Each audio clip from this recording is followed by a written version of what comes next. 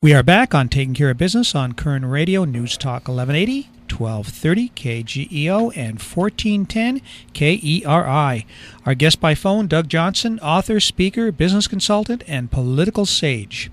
So, Doug, let's talk a little bit about your book, okay? No Sure. Tomorrow. In the book, you talk about why 2012 is so critical. Why is it so critical?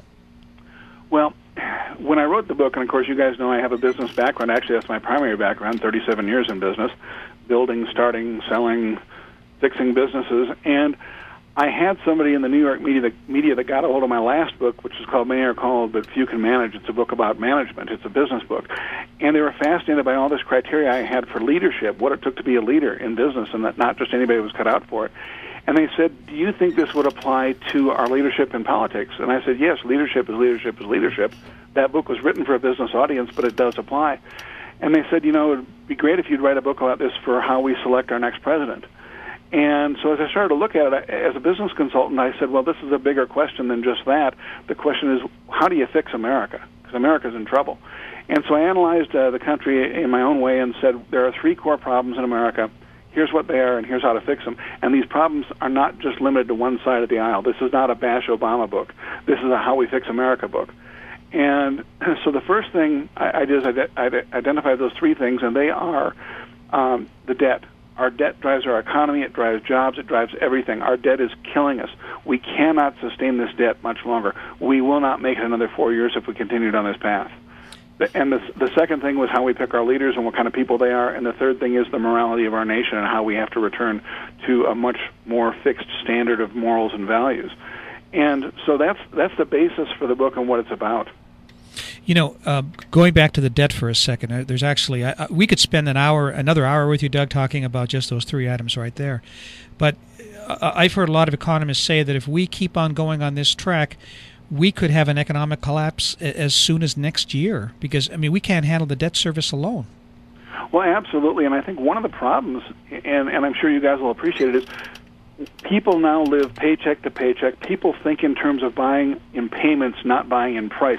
You go to make a large purchase, which these days is actually not that big anymore, and the salesperson quotes you the payment, not the price. They always get mad at me when I go in to buy something, and I say, how much is it? And they say, it's so much a month. I say, no, how much is it if I pay you cash today? I don't buy something if I don't have the cash for it. Now, that doesn't mean I won't take a zero-interest deal and use their money, but because I refuse to pay interest for anything. I pay cash for everything, but I want to know what the price is so I know what I'm dealing with. And you don't see that anymore. Well, that's what America's done. We've, as a nation, our government has gone into the same process of buying on payments. And the numbers are so big, our citizens don't understand these numbers because they can't comprehend them. And so you just kind of say, okay, it's a bigger number. Instead of $1 billion, it's now $1 trillion. But in the book, I go into how you understand those numbers. And just to give you an example, 1 billion seconds ago, it was 1979. 1 trillion seconds ago would be 29,700 BC. Wow. And we are $16 trillion in debt. And when you go even further, if you look at our unfunded liabilities, which are debt by another name, Social Security, Medicare, things like that, there's another 118 trillion in unfunded liabilities. So over 130 trillion in the hole, and we're spending roughly $1.5 trillion every year more than we're bringing in. You can't sustain that. And if we put that in real terms for a family, if let's say a family is doing real well, it's a really good income, even above the median income, say half again above the median income, about $75,000 a year the family is bringing in. If they're doing that, but they're spending about $130,000, $140,000 a year just to pay their bills, they got to go into debt to get that extra money to pay it every year. And they have another probably $600,000 to $700,000 in unsecured credit card debt. That is on a microcosm the ratio that you see the country faces. And you can't go on very long and sustain that, and that's where America's at. We're in that far. Do you know off the top of your head or from what you've read what our payment per day is for interest would be my first question. And secondly, if the credit rating drops, how much that would increase on a per day basis? I don't, and I should have those numbers. I don't. I've seen the numbers, but I don't know them off the top of my head. But it's horrendous because, I guess the way most people talk about it is for every dollar that we spend, 40 cents of that is borrowed money. And any way you look at that just does not equate to success.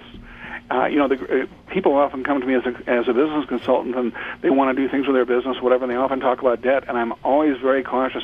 I don't believe in business debt or personal debt. That doesn't mean you don't sometimes take it on, but you have to have a really clear path and way to sustain that and to get through it. And I personally, and this is not an accounting thing, this is just in my own head, I never think a business is profitable until all debt is paid off. Wow. That's an interesting concept. Our guest by phone, author, political consultant, Doug Johnson. Doug, I want to mention one thing about the book before Clay asks another question. You were gracious enough to offer a couple copies of your book. Since we tape our shows, if anybody would like a copy, the first 3 people to either call or drop me a note, you can send me a note at my email address is payinsurance@hotmail.com, or just call me, leave a note at 661 333-1355, and we'll get them a copy of your book, No Tomorrow. Yeah, that's the e-book version, which the beauty of that, of course, is they'll have it right away as soon as you get it to them. And the other thing is, of course, they can not only read those on their computer, they can read them on all their little electronic devices, tablets or iPads or, whatever they have, their phone, and so they'll get it quick. And I would encourage people, those who are lucky enough to win that, that they share the information they learn with their friends. That this election is really critical and it's really important. And the other thing I'd say, for those who aren't lucky enough to win it, the ebook versions are available through Amazon.com and BarnesandNoble.com in Kindle and Nook formats for $7.99. So it's a very reasonably priced ebook. There's also a paperback version if people want it. It's a little bit more money. Going back to our debt issue, my understanding is that we're paying interest in the range of $600 million a day, and that we're borrowing up to $1 billion a day currently. I don't know if those are true or not, but I also got a note that we're incurring debt at the rate of 10,000 per second. So you can see, as you've talked about earlier, this country is going in the wrong direction. Well, it really is, and one of the things we run into is these politicians all talk about, well, you can't cut off this, and you're taking food away from children and old people, and on and on and on. That's not the issue. The issue is we have limited resources, and so as a result, we have to decide how we're going to spend those.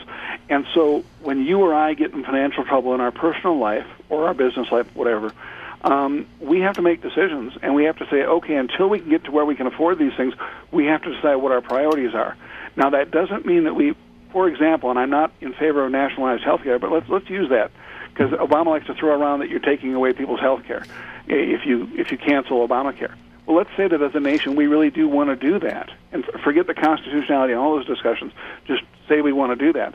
That's fine if we as a nation decide to do that, but then we have to decide what are we willing to give up to do that, because we don't have the money to pay for it. And this is what we don't do as a nation. When I was in the grocery store the other day, and this is just a wonderful example. I'm in line, really busy, waiting to get through the checkout, and behind me is a young family. And they got 2 boys, and I would guess the kids were about 8 and 10 years old. And the younger one said, "Hey, Mom," and pointed at some item and said, "I'd like to buy that. Can I buy that?" And she looked at him and said, "Well, what's your allowance?" And he told her how much he gets, for doing his chores. And she said, "So how much more work are you going to have to do for how many weeks to pay for that? To put that back in your little savings account?" And he thought about it, and it was so many weeks. And she said, "Is it worth that much work?" And he thought for a minute. He said, "No, it's not." And I turned to them and I said, good for you for teaching your children the value of money. Because those kids learn they have to pay for it out of their own pocket, and they got to work to get that. As a nation, we don't think that way. We just think we run back to the printing press and that'll work, and it won't. Doug, based on what the Obama campaign has basically said about Romney, I don't know how anybody could vote for this honest businessman, this community leader, this God-fearing Christian, and a fellow who donates millions of dollars to charity. Why would anybody want to vote for him? And you got 30 seconds, Doug, to answer that. Well, and that's okay. Very simply, I think you just gave the reasons you would vote for this man.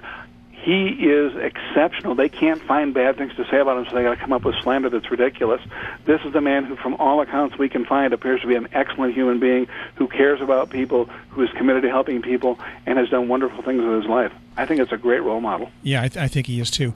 Doug, we got to have you back on the show, maybe after the election, maybe just before.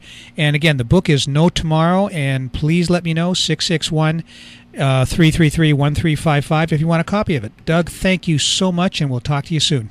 Okay, thanks, guys. We'll see you in 167 hours on Taking Care of Business on Koerner Radio, News Talk 1180.